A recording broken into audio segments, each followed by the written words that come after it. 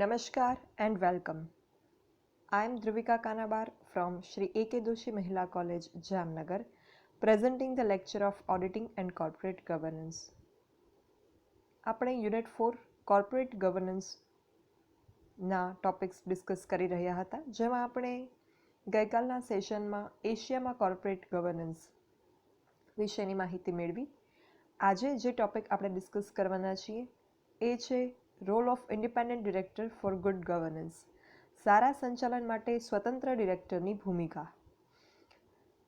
સ્વતંત્ર ડિરેક્ટર એટલે કે ઇન્ડિપેન્ડન્ટ ડિરેક્ટર કોને કહેવાય, એનો કામગીરી શું હોય, કંપનીમાં એનું સ્થાન શું છે, કંપનીના બોર્ડ ઓફ ડિરેક્ટર્સમાં એનું સ્થાન શું છે, એ બધા વિષય જે છે એ આપણે ચર્ચા સ્ટ્રક્ચર ઓફ બોર્ડ ઓફ ડિરેક્ટર્સનો ટોપિક જ્યારે ડિસ્કસ કરેલો ત્યારે એ વસ્તુ ડિસ્કસ કરેલી. મેં તમને ડિટેલમાં સમજાવેલું કે વોટ ઇઝ ઇન્ડિપેન્ડન્ટ ડિરેક્ટર, સ્વતંત્ર ડિરેક્ટર કોણ હોય અને એનું કામ શું હોય, એનું સ્થાન શું હોય કંપનીના સંચાલક મંડળમાં.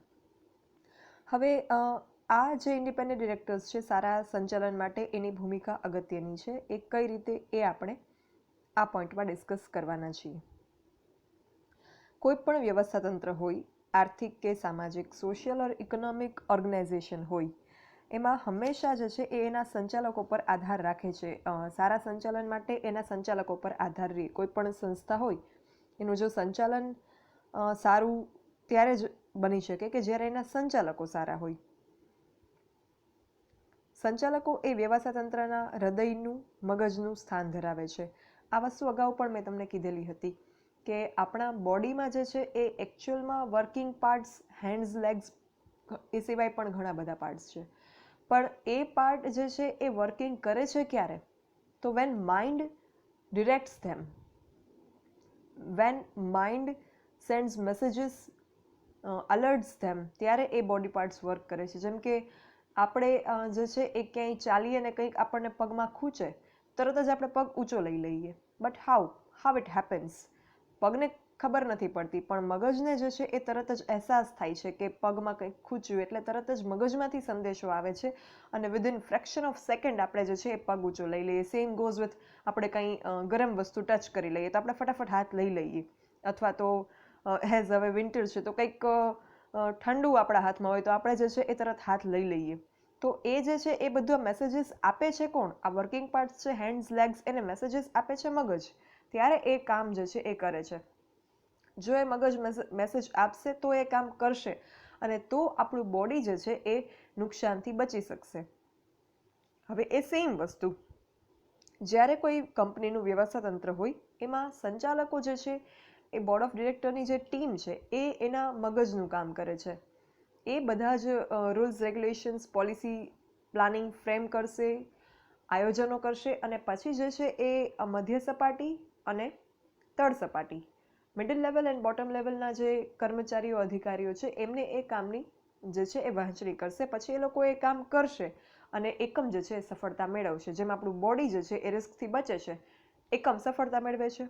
અને આપણા બોડીમાં જે હાથ પગનું કામ કરે છે એ મિડલ લેવલ અને બોટમ લેવલ અધિકારી અને કર્મચારી મળીને કરે છે. બટ એમને ડિરેક્ટ કરવાનું, એમને સુપરવાઇઝ કરવાનું કામ જે છે એ કરે છે સંચાલક મંડળના બોર્ડ ઓફ ડિરેક્ટર્સ. એટલે એને મગજનું સ્થાન ધરાવે છે એમ કહેવામાં આવે, કે હૃદયનું સ્થાન ધરાવે છે એમ કહી શકાય. હૃદયનું પણ એટલે કારણ કે બોડી જે છે એને જીવંત રાખવા માટે હૃદયનું કામ પણ એટલું જ અગત્યનું છે, બ્લડ પમ્પિંગ કરે છે. ફાઇન, આપણે વધારે જે છે એ સાયન્સ તરફ ન જતા અગેઇન બેક ટુ કોમર્સ આવીએ. જે સંચાલકો છે એ કંપનીના પ્રત્યેક વ્યવહાર સાથે કંપનીના લાંબા ગાળાના હિતને સાંકળે છે. સાથોસાથ વ્યવસ્થા તંત્રના વટવૃક્ષના ફળો જે છે એના વિકાસના તમામ સહયોગી પક્ષકારોને એમણે આપેલ ફાળાના સ્વરૂપમાં વળતર રૂપે આપે છે. અને સિન્સ 2 ડિકેડ્સ, છેલ્લા 2 દાયકાઓથી કંપની ક્ષેત્રે એક વસ્તુ જે છે એ ઓબ્ઝર્વ થઈ છે કે કંપનીના સંચાલકો પોતાના અંગત હિતને પ્રાધાન્ય આપી અને કંપનીની સંપત્તિનું શોષણ કરી રહ્યા હતા. જે આપણે કોર્પોરેટ ગવર્નન્સનો ઉદ્ભવ કઈ રીતે થયો ત્યારે પણ વાત કરેલી. વર્લ્ડ વાઇડ અમુક સ્કેન્ડલ્સ થયા, અમુક ફાઇનાન્શિયલ સ્કેમ્સ થયા કે જેના લીધે એ જે કંપનીઓ હતી જ્યાં આ સ્કેમ થયા એના રોકાણકારોની મૂડી જે છે એ ડૂબી ગઈ. તો આ થવા પાછળના કારણો ઉપર એક રિસર્ચ ઘણા બધા કરવામાં આવ્યા, કારણ કે આ સ્કેમ જે છે એ વૈશ્વિક સ્તરે થયા. તો એના બાબત સ્ટડી કરવું જરૂરી છે એને અટકાવવા માટે. એટલે એને જે છે એ ડાયગ્નોઝ કરવામાં આવ્યા. તો એના જે કારણો સામે આવ્યા એ કંઈક એવા હતા કે કંપનીના સંચાલક જે છે એ પોતાના અંગત હિતને પ્રાધાન્ય આપવા લાગ્યા હતા અને પોતે જે છે એ સ્વચ્છંદતાથી કંપનીનું સંચાલન કરી રહ્યા હતા. હવે આ વસ્તુ જ્યારે ઓબ્ઝર્વેશનમાં આવી એ પછી જે છે એ એવું પણ એક વસ્તુ જાણમાં આવી કે કંપનીની મિલકતના રખેવાળ જે છે ટ્રસ્ટી તરીકે એમની ખરેખર ભૂમિકા હોય સંચાલકોની, because they are not the real owners of the company. The real owners of the company are investors, રોકાણકારો. એટલે એમનું હિત જે છે એ જોખમમાં નાખીને એ લોકો પોતાના અંગત હિતને પોષવા લાગ્યા અને કંપનીની મિલકતના ટ્રસ્ટી તરીકે નહીં રહેતા એના માલિક બની ગયા. એ પ્રકારનું એક જે છે એ વૈશ્વિક સ્તરની કંપનીઓમાં આ બધા સ્કેમ્સ એના લીધે જોવા મળ્યા, કૌભાંડો જોવા મળ્યા. પછી એના પરિણામે શું થયું? તો વિકસિત રાષ્ટ્ર છે, જે ડેવલપ્ડ કન્ટ્રીઝ છે, પોતાના કોર્પોરેટ ગવર્નન્સનું પુનઃમૂલ્યાંકન કરવું જરૂરી લાગ્યું. Reassessment of corporate governance implementation કરવાનું એમને જરૂરી લાગ્યું. અને એના મૂળમાં બોર્ડની માત્ર અંદર જે છે એ માલિકો જ નહીં પરંતુ સર્વ પક્ષકારોના પ્રતિનિધિઓને અને બાહ્ય સ્વતંત્ર સભ્યોને સ્થાન આપવું એવા નિષ્કર્ષ પર આવ્યા. આ બધું જે ખોટું થતું હતું કંપનીમાં અને એના લીધે ઘણા બધા પક્ષકારોને નુકસાન પણ થતું હતું. એ જોયા પછી જે ડેવલપ્ડ કન્ટ્રી છે એના ડેવલપ્ડ કન્ટ્રીની કંપનીઝને એવું લાગ્યું કે we should revaluate our corporate governance. એમને એમ લાગ્યું કે આપણે કોર્પોરેટ ગવર્નન્સની જે નોર્મ્સ રાખી છે ને એમાં કંઈક પુનઃમૂલ્યાંકનની જરૂર છે, કંઈક સુધારા વધારાની જરૂર છે. બિકોઝ જો એ સાચું હોય તો આવા પ્રોબ્લેમ્સ ક્રિએટ ન થવા જોઈએ, બટ થાય છે. ઇટ મીન્સ કે there are something needs to be updated or changed in corporate governance practices by us, by the companies. અને એ પછી જે છે એ એક એવું નિષ્કર્ષ ઉપર એ લોકો આવ્યા કે જે કંપનીનું મંડળ છે સંચાલકોનું, એમાં બધા જ પક્ષકારના પ્રતિનિધિત્વ હોય જ છે.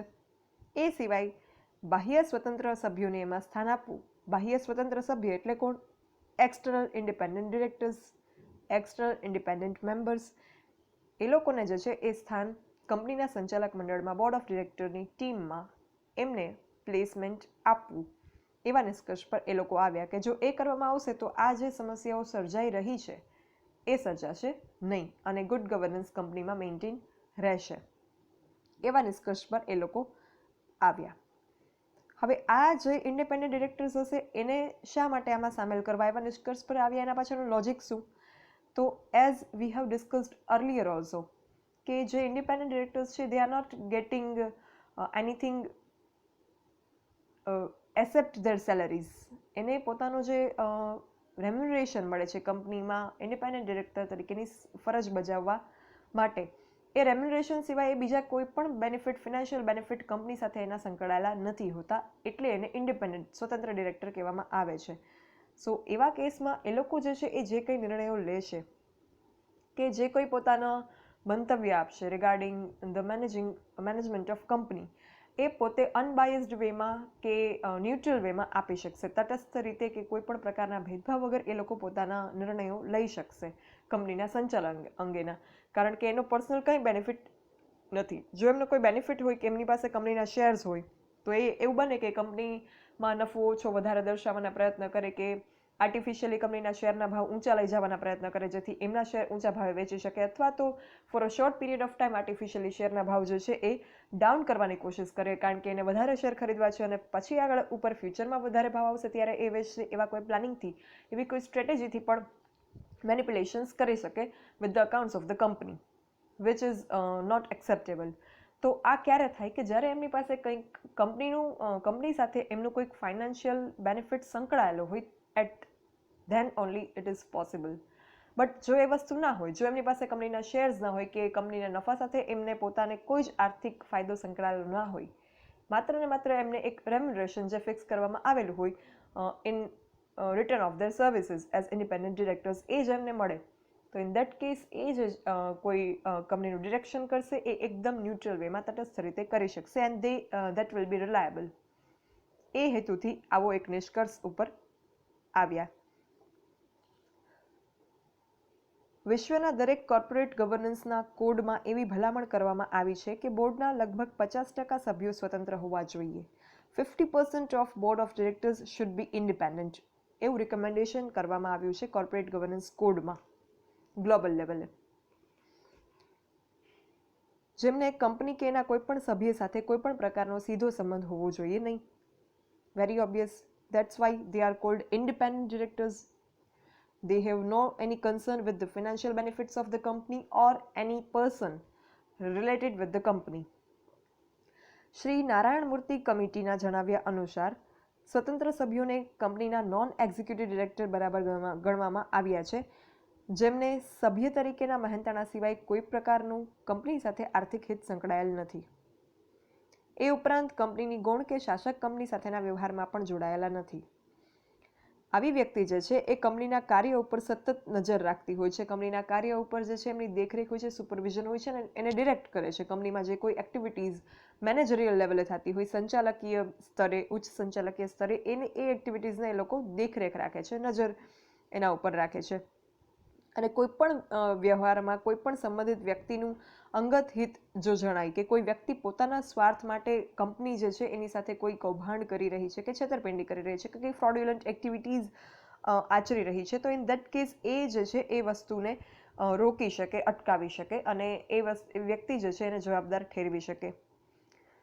આવા જે ઇન્ડિપેન્ડન્ટ ડિરેક્ટર્સ છે એ કંપનીના વિકાસમાં એક કુશળ માર્ગદર્શકની ભૂમિકા નિભાવતા હોય છે. Independent directors play the role of an expert coach in the development of the company. Independent directors જે છે એ કંપની સાથે સંકળાયેલા તમામ પક્ષકારોને એક પ્રોમિસ કરે છે કે એક એને એશ્યોરન્સ આપે છે, એન્શ્યોર કરે છે કે બોર્ડ દ્વારા લેવાયેલ નિર્ણય જે છે એ કંપનીના લાંબા ગાળાના હિતને ધ્યાનમાં રાખીને અને કોઈ પ્રકારની પૂર્વ અભિપ્રાય વગરનો નિષ્પક્ષ છે. એટલે કોર્પોરેટ ગવર્નન્સની સારી ગુણવત્તાનો સંપૂર્ણ આધાર જે છે એ સ્વતંત્ર ડિરેક્ટર્સની કે સભ્યોની ખરી સ્વતંત્રતા ઉપર રહેલો છે એમ કહી શકાય. The quality of good corporate governance is completely dependent on the actual independence of its independent members. માત્ર 50% ઇન્ડિપેન્ડન્ટ ડિરેક્ટર્સને સ્થાન આપવાથી બોર્ડ ઓફ ડિરેક્ટરની ટીમમાં it is not enough. It should also be ensured that the independent directors are getting much power as they are independent.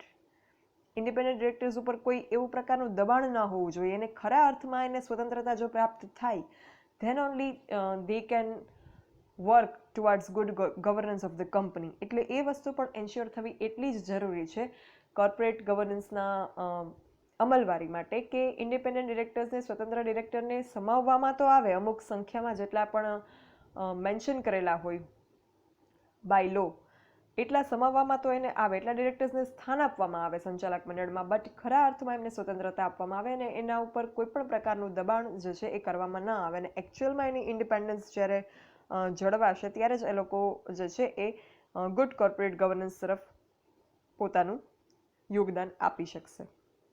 સો આ હતું role of independent director for good governance, સારા સંચાલન માટે સ્વતંત્ર ડિરેક્ટરની ભૂમિકા. અહીંયા એક ચાર્ટ આપેલો છે, ગ્રાફ આપેલો છે. આ ઓનલી તમારા નોલેજ માટે છે, તમારા સિલેબસમાં કે તમારે કંઈ આમાં યાદ રાખવાનું એવું નથી. Just four sec of information and knowledge I have put this here. અહીંયા જે છે એ એશિયાના અમુક દેશોના કંપનીમાં ઇન્ડિપેન્ડન્ટ ડિરેક્ટર્સ જે છે એના સંખ્યા વિશેનો આ ચાર્ટ છે. Number of independent directors on the board of directors. જે કોઈ દેશ જે છે એમાં કંપનીઓમાં જે બોર્ડ ઓફ ડિરેક્ટર્સની ટીમ હોય એમાં કેટલા પર્સન્ટેજ ઇન્ડિપેન્ડન્ટ ડિરેક્ટર્સને રાખવામાં આવે છે એના વિશેનો આ ચાર્ટ છે. એના વિશેની આ ઇન્ફોર્મેશન છે કે કેટલા ટકા સ્વતંત્ર ડિરેક્ટર્સ કોઈ દેશની કંપનીઓમાં રખાય છે જનરલી. આ જે ડેટા છે એનો સોર્સ જે છે એક કંપની છે જે આવા ફેક્ટ સેટ બનાવે છે, એટલે કે આવી ઇન્ફોર્મેશન્સ જે છે એને કમ્પાઇલ કરે છે. નીચે તમે વાંચી શકો છો, a stores investment research company data FactSet. એ કંપની જે છે એણે એક એનાલિસિસ કરી અને આ ડેટા બનાવેલો છે જે આપણે અહીંયા જોઈએ છીએ. અને આ ડેટા જે છે એ 2016ના યરનો છે. હવે અહીંયા તમે જોશો તો India, Singapore, Malaysia, Hong Kong, Korea, Indonesia, Thailand, Philippines and Taiwan, આ બધા કન્ટ્રીઝ જે છે એના વિશેની ઇન્ફોર્મેશન આપેલી છે, which you can see in this graph at the bottom. પછી જે સાઈડમાં જે વર્ટિકલ ઇન્ફોર્મેશન આપેલી છે, it is about the percentage of independent directors. કેટલા ટકા સ્વતંત્ર ડિરેક્ટર જે તે દેશની કંપનીઓમાં છે એના વિશેની માહિતી છે. અને ગ્રાફમાં ઉપર ઇન્ડિકેટ કરેલું છે એ રીતે યલો બાર જે છે, બાર ચાર્ટ, એ ઇન્ડિપેન્ડન્ટ ડિરેક્ટર્સ દર્શાવે છે. તો અહીંયા એક વસ્તુ તમે સ્ટ્રાઇકિંગલી નોટ કરી શકો. What is that? ઇન્ડિયામાં જે છે એ ઇન્ડિપેન્ડન્ટ ડિરેક્ટર્સનું પ્રમાણ સૌથી વધારે છે, which is 48%, which is highest among all the countries mention here. એશિયાના જેટલા પણ કન્ટ્રીઝ અહીંયા મેન્શન કરવામાં આવ્યા છે, મેં તમને નામ કહ્યા હમણાં, અહીંયા શોર્ટ ફોર્મ આપેલા છે બિકોઝ ગ્રાફિકલ પ્રેઝન્ટેશન માટે અનુકૂળ રહે એટલા માટે. તો out of all these Asian countries, India holds highest percentage of independent directors on the board of directors of its companies. એ વસ્તુ અહીંયા આપણે સ્ટ્રાઇકિંગલી નોટ કરી શકીએ. એટલે આ ઉપરથી તમે જોઈ શકો કે સારા સંચાલન માટે જે સ્વતંત્ર ડિરેક્ટરની ભૂમિકા છે એના વિશે તો આપણે વાત કરી આ પોઈન્ટમાં, પણ એકચ્યુઅલમાં એને કયા દેશ ઇમ્પ્લિમેન્ટ વધારે બેટર વેમાં કરે છે એ જો આપણે જોઈએ તો એશિયામાં આ જે કન્ટ્રીઝ, એશિયાના ટોપ કન્ટ્રીઝ અહીંયા મેન્શન કરેલા છે, તો એમાં આપણે એક વસ્તુ જોઈ શકીએ કે Indian companies are following these importance of independent directors very well. Independent directors 48% જે છે એ ઇન્ડિયન કંપનીઝ રાખે છે, which is good for Indian investors, and as an Indian we should be proud of that, because આપણા એ વસ્તુ અહીંયા ensure થાય કે ભારતીય કંપનીઓ જે છે એ ગુડ કોર્પોરેટ ગવર્નન્સ માટે કાર્યરત છે, અવેર છે અને પ્રયત્ન સતત કરી રહી છે. So just for the sake of knowledge આ ઇન્ફોર્મેશન જે છે એ મેં તમને એક્સપ્લેન કરી. I hope you get it well. Thank you. જો કોઈને ડાઉટ કે કંઈ ક્વેરી હોય, you can write me on this mail dbk.dhruvika@gmail.com. Thank you.